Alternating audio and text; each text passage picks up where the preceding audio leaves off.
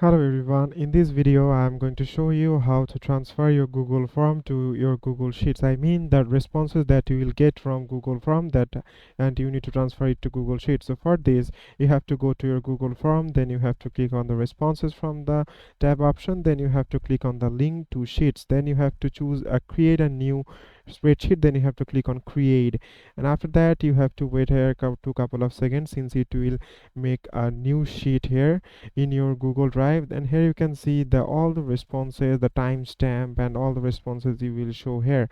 And also you can easily share this, but share this file with the friends or whoever you want. So you have to simply click on the share option from the right hand side, then you have to choose this link to anyone with this link, then you have to click on the copy link option from here, then you can simply just paste on it, and then you can paste on it, and here you can see the link is correctly working. But if you want to see just add some people that you know, then you can simply just add the email addresses from here. That, for example, I would like to add this email address, then you can simply choose the editor option, viewer option or commenter option, whatever the access that you would like to give that person, you can choose from here. After that you have to click on the send, and it will simply give the access to that person only.